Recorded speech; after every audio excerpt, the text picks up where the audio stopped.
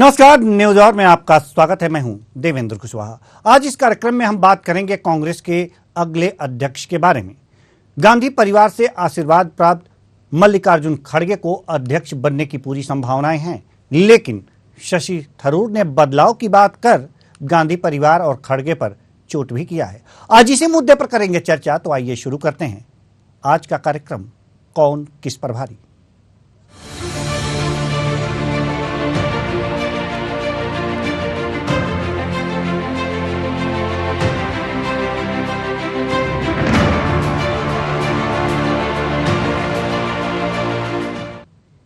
कांग्रेस अध्यक्ष पद का चुनाव अब मल्लिकार्जुन खड़गे और शशि थरूर के बीच होगा। चुनाव प्रभारी मधुसूदन मिस्त्री ने बताया कि तीसरे प्रत्याशी झारखंड के पूर्व कैबिनेट मंत्री के.एन. त्रिपाठी का नामांकन कैंसिल हो गया है। इस चुनाव के लिए नामांकन वापस लेने की आखिरी तारीख 8 अक्टूबर है। अध्यक्ष पद पर चुनाव होगा या नहीं, ये उसके बाद ही क्लियर हो पाएगा। लेकिन शशि थरूर के बयान से लगता है कि थरूर लड़ेंगे जरूर और कांग्रेस को गांधी परिवार की छाया से मुक्त करने की कोशिश भी करेंगे। एक रिपोर्ट देखिए, फिर चर्चा भी करेंगे।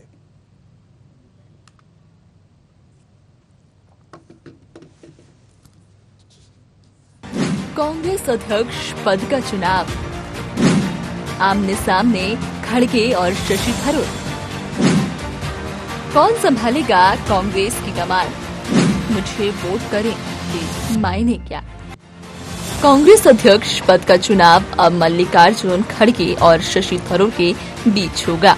तीसरे प्रत्याशी झारखंड के पूर्व कैबिनेट मंत्री के.एन. त्रिपाठी का नामांकन कैंसिल हो गया है। हालांकि नामांकन वापस लेने की आखिरी तारीख 8 अक्टूबर है, इसलिए उसी दिन तस्वीर साफ हो पाएगी कि चुनाव होगा या नहीं। अगर किसी ने अपना पर्चा वापस नहीं लिया तो चुनाव होगा। शशि थरूर की बातों से लगता है कि पर्चा वापस नहीं होगा, क्योंकि शशि थरूर का कहना है कि अगर बदलाव लाना है तो मुझे वोट करें। यही कहा उन्होंने, कहा कि प्लेइंग फील्ड लेवल होंगी। हमारे तरफ से ना कोई ये है वो है और कोई भेद नहीं होने चाहिए, क्योंकि कोई भी हो पार्टी के अंदर, ये तो कोई शत्रु की जंग नहीं है, ये युद्ध की बात नहीं है।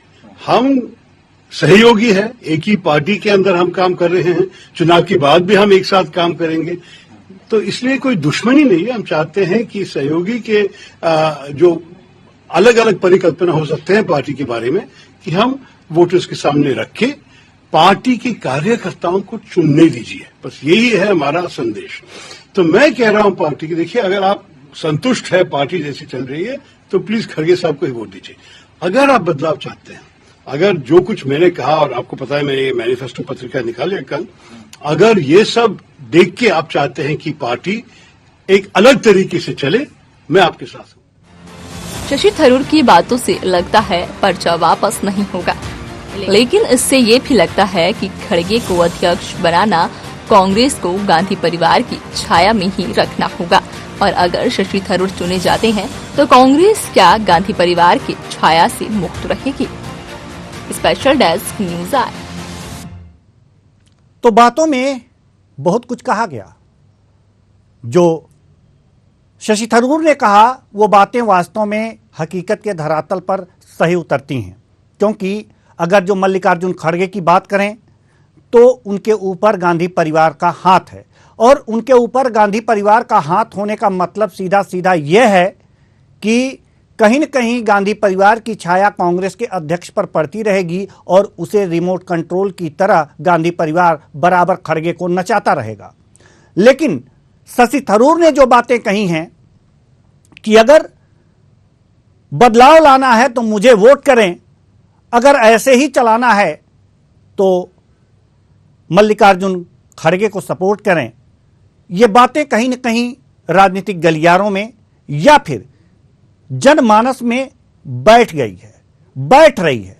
और इसका मतलब यह हुआ कि पर्चा तो वापस शशि थरूर नहीं करेंगे, जैसा कि याद लगाई जा रही है कि हो सकता है कि नामांकन वापसी के दौरान जो है, नामांकन वापसी की तारीख तक कोई एक व्यक्ति अपना पर्चा वापस ले ले, लेकिन लड़ाई तो होगी, और लड़ाई होगी और फिर ऐसा लगता है कि अब कांग्रेस को यह तय करना होगा कि वो किसका साथ दे रहा है। आज इसी पर करेंगे चर्चा, और चर्चा के लिए हमारे साथ जुड़े हुए हैं कैप्टन आई सिंह भदौरिया जी, जो कि बीजेपी प्रवक्ता हैं।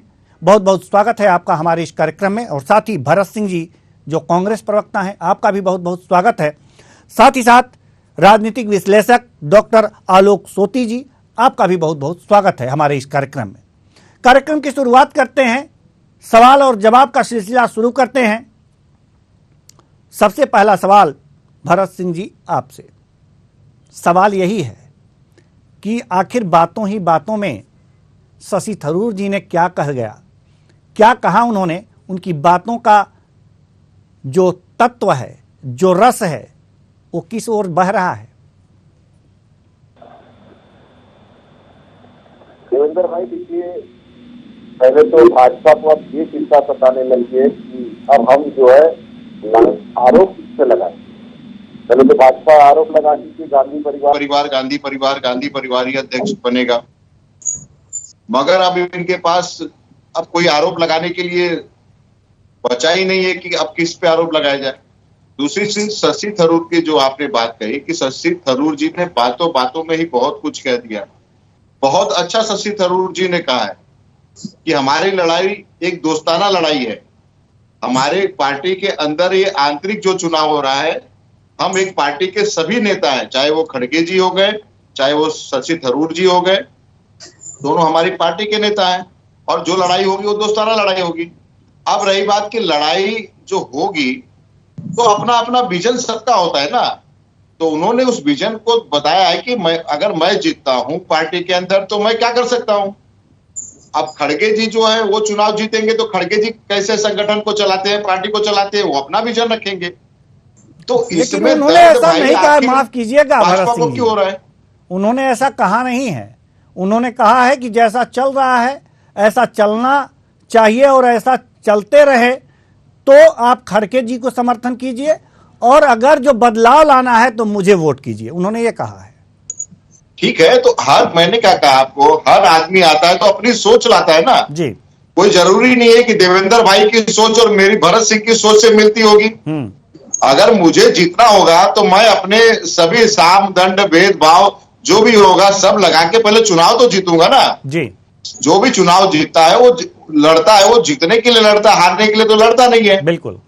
तो ये एक दोस्ताना लड़ाई है। पार्टी के अंदर जो है हमारे यहाँ डेमोक्रेसी है, और उस लोकतंत्र की लड़ाई को दोनों हमारे जो नेता हैं वो लड़ेंगे। जो इस पे जीतेगा पार्टी वो चलाएगा, और सारे पार्टी के कार्यकर्ता उसके हिसाब से काम करेंगे।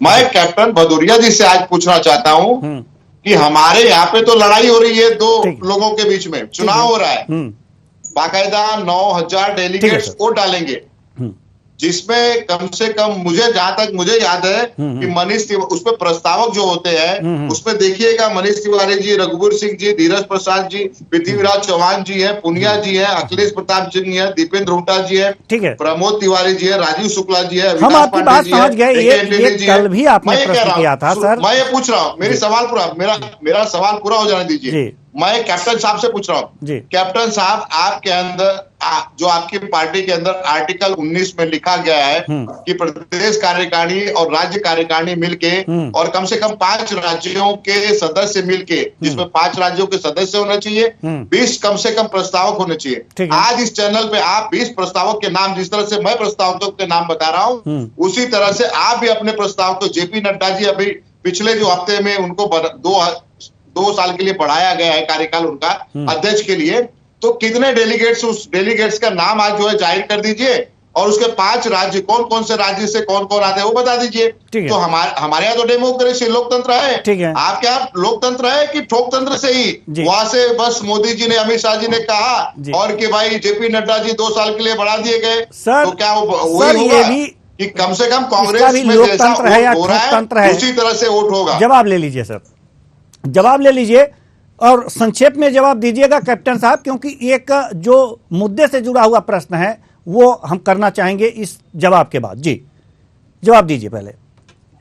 कुशवाहा जी, बिल्कुल कांग्रेस में कितना अनुशासन है, कितना लोकतंत्र है, वो राजस्थान से शुरू हो गया था। आपने देखा है जी कि जब राजस्थान से अशोक गहलोत को प्रत्याशी बनाया गया था तो वहां क्या हालत हुई थी कि सभी जो है ना इनकी घर की लड़ाई रोड पे आ गई थी जी और सोनिया गांधी को सीधा सीधा ठेंगा दिखा दिया था सारे विधायकों ने।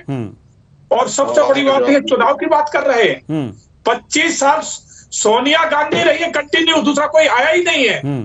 और बात कर रहे हैं लोकतंत्र की, 50 साल में कांग्रेस में 2 बार चुनाव हुए और दोनों बार इस तरह के चुनाव हो रहे हैं कि जैसे चुनाव हो गए एक सुने, बीच में ना बोले, मैं आप इतनी देर बोले, बीच में एक बार भी नहीं बोले। तो 50 साल में 2 बार मात्र चुनाव हुए, वो भी नाम के लिए, और ये चुनाव हो रहा है। कितना तो बड़ा इसमें ड्रामा हो गया इस चुनाव में। पहले अशोक गहलोत का नाम दिया तो वहां पूरी सरकार गिराने के लिए विधायक लग गए पूरे राजस्थान के। ठीक है। फिर दिग्विजय सिंह इस ड्रामे में कूदे, दिग्विजय सिंह का नाम आ रहा है, केरल से दिल्ली बुला लिया गया कि बोले ये प्रत्याशी बनेंगे। और रात में ही सोनिया जी ने कह दिया दिग्विजय सिंह को कि शांति से बैठ जाइए, हमारे शिवा सालार खड़के जी है, प्रत्याशी बनाया गया। तो सब जानते हैं कि खड़के एक रिमोट कंट्रोल से ज्यादा कुछ नहीं है, क्योंकि उनका कोई वजूद नहीं है, कांग्रेस में कोई वजूद नहीं है, ना उनके पास संगठन है ना ताकत है। वो जो कुछ है वो गांधी परिवार के लिए है। तो गांधी परिवार ऐसे ही कैंडिडेट को चाह रहा था और वो उन्होंने ढूंढ के निकाल लिया। इतना नौटंकी ड्रामा सब करने के बाद, और अभी इन्होंने लोकतंत्र की बात कही। लोकतंत्र दुनिया ने देखा था जब सीताराम केसरी को धक्के मार के पार्टी कार्यालय से बाहर फेंका था। जो मैंने सवाल कहा उसका जवाब दीजिए, फिर मुझे मैं बहुत कुछ है बोलने के लिए। जब से चुनाव नहीं हुए हैं और सोनिया गांधी एकमात्र पद पे बैठी है। देवेंद्र भाई, मैंने पूछा कि सिर्फ आपके डेलीगेट्स कौन थे, जेपी नड्डा के, उसके जवाब दे दीजिए आप। सब कहते हैं कि ये कैसे होता है संगठन में, ये तो बता दीजिए। आप क्या चुनाव कैसे होता है, एक दूसरे पर आरोप लगाने से बढ़िया ये है कि मुद्दे पे आया जाए। ठीक है, चुनाव कैसे होता है, उसका प्रक्रिया क्या है, ये भी बता दीजिए आप। ठीक है कुशवाहा जी, सबसे बड़ी कांग्रेस की ये प्रॉब्लम है कि इन्हें उल्ट पुल्ट बोलना है। इतनी देर ये बोले, मैं एक बात नहीं बोल रहा हूँ। और ये देवेंद्र जी, आप ही बताइए, किसी भी संगठन में जो चुनाव होता है उसका एक जो है प्रक्रिया होती है कि नहीं है? इनका जो है चुनाव प्रक्रिया आर्टिकल 19 मेरा नहीं है, भाजपा का आर्टिकल 19 जो है उसके अंतर्गत क्या दिया गया है? भाई ये आप बताइए ना, भाजपा के आर्टिकल 19 के तहत जो प्रदेश कार्यकारिणी है, जो यही तो पूछ रहा हूँ, आप बताइए ना, 20 प्रस्ताव नाम नहीं बता सकते आप? जिसके गुलाम बन चुके हैं, क्या है? गुलामी कर रहे हैं विदेशी महिला की, बात करते हैं बीजेपी की।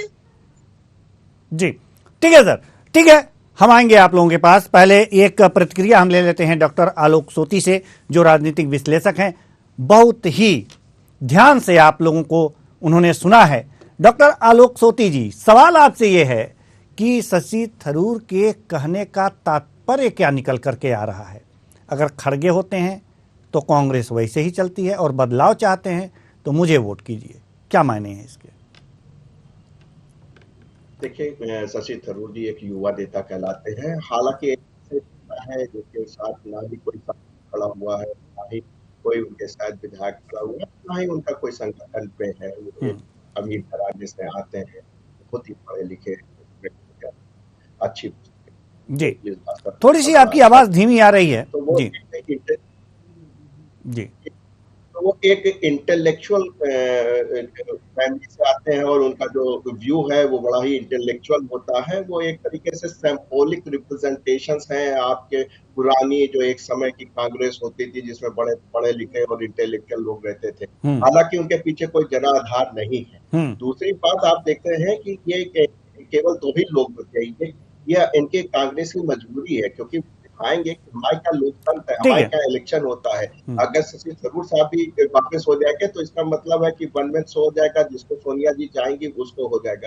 और आपने देखा जैसे ही बात लेके खड़गे साहब बाहर निकले और आप उनके 30 लोग प्रस्तावक की आप लिस्ट देख लीजिए, तो वो साफ आपको नजर आएगा कि वो प्रस्तावक कौन है और कैसे हैं। तो कुल मिला के ये तो तय है कि खड़गे साहब ही अध्यक्ष बनेंगे, लेकिन ये जाएगी, दिखाएगी हमारा क्या इलेक्शन होता है, हमारे क्या लोग करते हैं।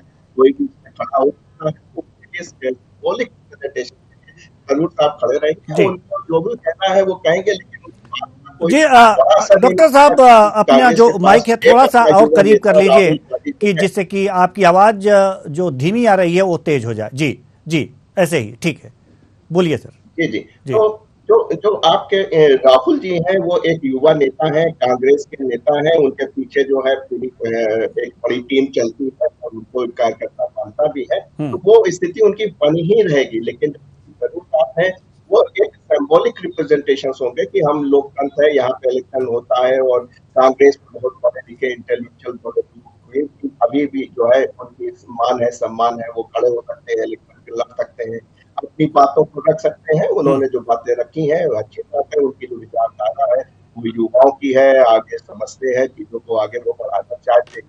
लेकिन इस समय सबसे बड़ी समस्या कांग्रेस के पास, विशेषकर सोनिया जी के पास ये है कि वो स्थिति नहीं लाना चाहती जो पीवी नरसिम्हा राव के समय में आई थी। उन्होंने उनको जो है अध्यक्ष बना दिया, प्रधानमंत्री बना दिया। हालांकि वो घटना मैं आपको बताऊं कि पीवी नरसिम्हा राव जब सोनिया से मिलने जाते थे तो बताया जाता था कि उनको मिलने का टाइम नहीं मिलता था, तो उनको बाद में एक अपना ईगो अध्यक्ष भी हो और प्रधानमंत्री भी हो, तो फिर उन्होंने उसको जाना छोड़ दिया था, जिसकी वजह से जो है काफी स्थिति हो गई थी। लेकिन इसमें नहीं लगता कि खड़गे साहब के साथ ऐसी होगी, और आप देख रहे हैं 2024 के इलेक्शन भी आ गए हैं और किस तरीके की बयार बह रही है। ठीक है सर, उसको देखते हुए कांग्रेस को एक अध्यक्ष की जरूरत थी। ठीक है कैप्टन आई सिंह भदौरिया जी, हम आपसे जानना चाह रहे हैं कि वास्तव में अगर जो शशि थरूर चुन लिए जाते हैं तो क्या वास्तव में बदलाव हो सकता है? बीजेपी इसको किस नजर से देख रही है?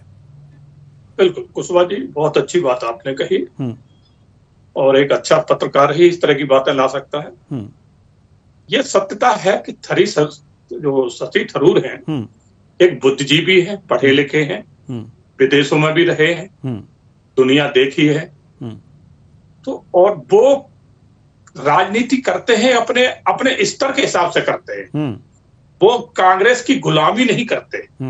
जिस तरह से आपने देखा होगा दिग्विजय सिंह ने और उनके लड़के ने कल ही मीडिया के सामने आके एक स्टेटमेंट दिया था कि हम तो गांधी परिवार के गुलाम हैं और जो कहेंगी गांधी परिवार वही मैं करूंगा, उनसे अलग हटके मैं जा ही नहीं सकता हूं। उनके बहुत एहसान है मेरे पास, उन्होंने हमें सांसद बनाया, विधायक बनाया और क्या क्या बनाया, हमें 2 बार मुख्यमंत्री मध्य प्रदेश का बनाया, ये सब कुछ उन्होंने कहा।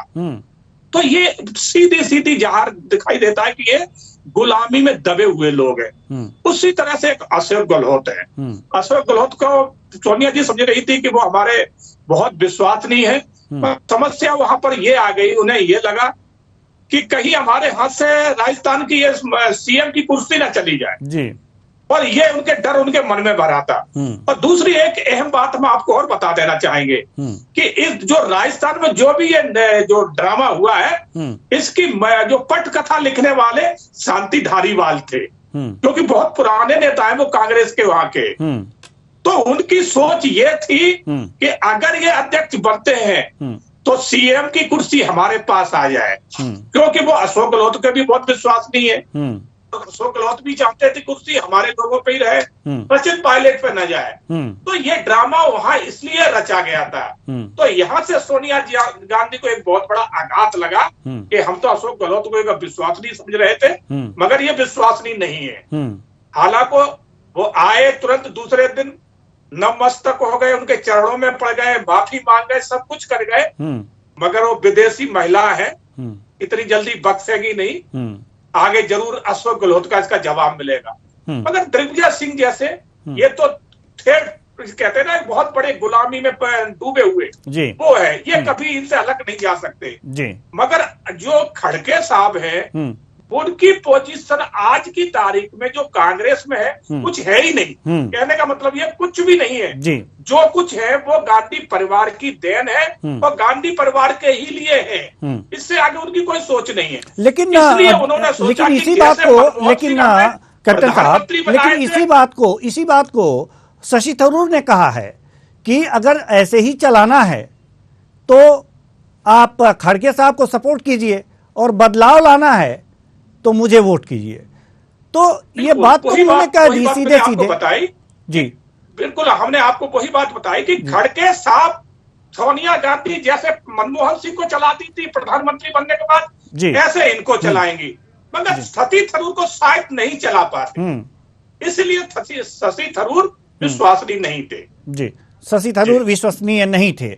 जी, हम अपने राजनीतिक विश्लेषक डॉक्टर आलोक सोती जी के पास आना चाहेंगे और यही जानना चाहेंगे कि क्या वास्तव में अब जो मौका है, जो चुनाव हो रहा है, भले ही गांधी परिवार के पीछे, गांधी परिवार जो है खड़गे के पीछे खड़ा है, लेकिन अगर कांग्रेस चाहे, जो वोटर्स हैं अगर वो चाहें तो गांधी परिवार से छाया से मुक्त करने का एक अच्छा सा समय है और वो शशि थरूर को वोट करके एक तरह से छाया मुक्त कर सकते हैं। ऐसा हो सकता है? और क्या छाया मुक्त हो जाएगी कांग्रेस गांधी परिवार से अगर जो शशि थरूर को कांग्रेस के जो वोटर्स हैं, जो कार्यकर्ता हैं, उनको चुन लिए अपना अध्यक्ष? तो डॉक्टर साहब, नहीं, देखिए, कांग्रेस कभी नहीं चाहेगी कि वो गांधी परिवार से जो है अपना जो है सेपरेशन कर ले या दूर बनाए। आज भी जो कांग्रेस है वो गांधी परिवार की ही जानी जाती है। जो आम वोटर्स है, जो आप समझते हैं, जो कि मैसेज में है, गांव के अंदर है, वो आज भी जो है नेहरू गांधी परिवार को ही मानता है और उन्हीं को मानता है। ये तो केवल इनको दिखाना है कि हमारी पार्टी में एक लोकतंत्र है, हम ऐसा नहीं है कि हम गांधी परिवार ही जो है वो इस देश को चला रहा है। हमारे पास एक पार्लियामेंट्री बोर्ड है और उसके अंदर लोग हैं। नहीं, तो क्या मतलब कहने का क्या तात्पर्य है कि अगर गांधी परिवार की छाया से मुक्त हो जाती है कांग्रेस, तो कांग्रेस को ये घाटे के लिए सौदा होगा, ये घाटे का सौदा होगा, अगले चुनाव में और ज्यादा नुकसान हो सकता है? जी बिल्कुल जी, आपका जो वोटर्स है आज भी जो है वो गांधी ही नाम से कांग्रेस को जानता है। अगर आप कांग्रेस गांधी को हटा देंगे तो इस पार्टी का कोई वजूद ही नहीं रह जाएगा। आप एक बार करके देख चुके हैं। तो ऐसी स्थिति में विचारधाराएं जो हो सकती हैं या जो स्टिग्मा सोनिया जी पे या राहुल जी पे जो लगते रहते हैं, उसको आप थोड़ा सा रिमूव करने के लिए शशि थरूर जी को आप ला सकते हैं। हमारे पास जो है इंडिपेंडेंट विचारधारा भी है, कोई जरूरी नहीं है कि जो है गांधी ही विचारधारा, जो वर्तमान की गांधी है उन्हीं विचारधारा पे जो है पार्टी चल रही है, लेकिन नहीं है, क्योंकि आपने चाहे कोई भी पार्टी दे दिया, आप पार्टी देख लीजिए जिसके मैनिफेस्टो में लिखा कि हमें 3 साल के अंदर जो है हर बार चुनाव कराने हैं, लेकिन अरविंद केजरीवाल अभी भी उसके मुखिया बने हुए बैठे हुए हैं, 10 साल हो चुके हैं। और अगर अरविंद केजरीवाल को हटा दिया जाए तो आम पार्टी का क्या स्थिति होगी, वही हाथ आप कांग्रेस का देख सकते हैं कि अगर गांधी कांग्रेस से सेपरेट कर दिया जाएगा तो इनकी स्थिति बहुत, ठीक है सर, कांग्रेस जो है बहुत खराब। ठीक है सर, हम आएंगे आपके पास। जी, भरत सिंह जी, जैसा कि अभी डॉक्टर आलोक सोती जी ने कहा कि वास्तव में अगर जो खड़गे के पीछे गांधी परिवार खड़ा है तो विजय तो उनकी हो सकती है, लेकिन एक चीज कि अभी भी गांधी परिवार की छाया कांग्रेस पर होनी चाहिए, नहीं तो कांग्रेस को और ज्यादा नुकसान हो जाएगा। क्या इसीलिए खड़गे का सपोर्ट पूरे जो पीछे से कांग्रेस के गांधी परिवार खड़ा है, कांग्रेस के पीछे, खड़गे के पीछे, क्या इसीलिए खड़ा है? मेरा सवाल आज दोनों लोगों से है, आलोक सोती जी से भी है और भाजपा के कैप्टन साहब से भी है। क्या नरेंद्र मोदी को हटा के भाजपा कुछ सोच सकती है क्या? नरेंद्र मोदी जी का नरेंद्र मोदी हिंदुस्तान के नेता है, विदेशी नहीं है। कांग्रेस तो विदेशी महिला की गुलाम विदेशी है। मैंने क्या कहा कैप्टन जी, कैप्टन साहब, या तो आप अपनी आदतों से बाज नहीं आएंगे। आपको आदत हो गई है कि आप जो है बिना कुछ सुने आपको बर्दाश्त नहीं होता है। विदेशी किसको कहते हो? एक महिला की बेइज्जती करते हो उसको विदेशी कहते हो? जिस महिला ने अपने पति को यहाँ पे खोया है, शहादत दी है उनके पति ने, उसको विदेशी कहते हो? शर्म नहीं आती है तुमको? शर्म नहीं आती है तुमको बैठ के इस विदेशी को कहते हो? अरे तुम्हारी लायकियत नहीं है, औकात नहीं है कि तुम जो हमारे अध्यक्ष के बारे में बात करो इस तरह से। इसके पहले भी 2 बार तुमको मैंने चेता दिया था, मैंने कहा ना कि तुम्हारी लायकियत नहीं है कि तुम बात करो। अंग्रेजों के जिस महिला ने अपनी सास को इस देश में खोया हो, जिस महिला ने अपने पति को इस देश में खोया हो, उस महिला को विदेशी कहते हो? जिस महिला ने पूरी जिंदगी अपने इस देश में दे दी, उसको आप विदेशी कहते हो? अरे कहीं नहीं बचे हो। तुम्हारी ये स्थिति है ना कैप्टन, कि तुम है ना मोदी को अगर छोड़ दो ना तो तुम्हारे पास कहीं बची नहीं है। स्थिति नहीं है कि एक सीट जीत जाओ। एक आई है मध्य प्रदेश में, एक सीट नहीं जीत सकते हो कैप्टन, एक सीट नहीं जीत सकते हो। पता है कैप्टन किसको? पता है कि कैप्टन मतलब नकली कैप्टन के असली कैप्टन हो। करते जाइए, कैप्टन कौन सा कैप्टन हो? खत्म होता पता है ना कैप्टन की क्राइटेरिया क्या होती है? विदेशी महिला के गुलाम, सेना में कैप्टन कौन कौन से महिला के गुलाम लेवल के कैप्टन होते हैं वो पता है कि नहीं आपको? पता है एक खाना बनाने वाला कैप्टन होता है, एक जूता साफ करने वाला कैप्टन होता है, पता है? रह जाए इनकी, बिल्कुल नहीं, बिल्कुल नहीं। हमारे डिबेट में कोई गाली नहीं, बिल्कुल नहीं चलेगी, ऐसी गाली बिल्कुल नहीं चलेगी। हमारी डिबेट शुद्ध होनी चाहिए, साफ होनी चाहिए, साफ सुथरी होनी चाहिए, गाली नहीं, बिल्कुल नहीं। एक दूसरे पर कटाक्ष कीजिए, एक दूसरे पर वार कीजिए, लेकिन अब शब्दों का प्रयोग नहीं। हमारे डिबेट में अब शब्दों का प्रयोग नहीं, बिल्कुल नहीं। अगर इसको बिठाया आपने तो ठीक नहीं रहेगा, ये सही नहीं बिल्कुल अब शब्दों का नहीं। कैप्टन साहब आपकी तरफ से गलती हुई है, इसको स्वीकार करते हैं आप? कैप्टन साहब आपकी तरफ से गलती हुई है। अगर ये चैनल पे अगर आया तो मैं उसने क्या इसकी लाइक बिल्कुल नहीं। उत्तेजना में कोई डिबेट नहीं होगी, उत्तेजना में कोई डिबेट नहीं होगी, उत्तेजना में कोई डिबेट नहीं होगी। दोनों मेहमानों से हम निवेदन करते हैं, उत्तेजना में कोई डिबेट नहीं होगी। हमारी डिबेट उत्तेजना में कोई डिबेट नहीं, कोई गाली नहीं देगा, कोई किसी को गाली नहीं देगा, कोई किसी को गाली नहीं देगा। हमारे आप मेहमान है, आदरणीय है, सम्मानीय है, मेरे लिए सम्मानीय है, और एक दूसरे के लिए भी आप लोग सम्मानित शब्दों का प्रयोग करें, संसदीय भाषा का प्रयोग करें। जी, हमारे डिबेट में ऐसा कुछ नहीं होगा, आप भी सम्मानित व्यक्ति हैं, आप सभी सम्मानित व्यक्ति हैं। आप दोनों से निवेदन है, आप दो बिल्कुल नहीं, बिल्कुल गलत बात कर रहे हैं आप, बिल्कुल गलत बात कर रहे हैं। हम भी इस डिबेट को यहीं खत्म करते हैं, सभी मेहमानों का बहुत बहुत धन्यवाद। आप लोग आए और अपने अपने विचार साझा किए, लेकिन जो ये अब शब्दों का प्रयोग हुआ, ये नहीं होना चाहिए। अगर आप लोग टीवी पर बैठकर इस तरह से अब शब्दों का प्रयोग करेंगे तो आम जनता क्या करेगी? सवाल यहां पर है कि पार्टी के प्रवक्ता यह भूल जाते हैं कि वो टीवी चैनल पर बैठे हैं, उन्हें देख रहा है कोई, सुन रहा है कोई। सवाल यहां पर यह है कि अपने अपने गर्व, अपने अपने दंभ में इतने दंभी हो चुके हैं कि किस भाषा का प्रयोग करना चाहिए यह भी भूल गए हैं। चाहे कोई भी पार्टी हो, कांग्रेस हो, बीजेपी हो, बसपा हो, सपा हो, किसी के प्रवक्ता को यह अधिकार नहीं है कि टीवी चैनल के डिबेट पर बैठकर एक दूसरे को गाली दे। अगर यही संस्कृति है पार्टियों की तो वैसी पार्टियां नहीं चाहिए। फिलहाल इस कार्यक्रम में इतना ही, मुझे दीजिए इजाजत, नमस्कार।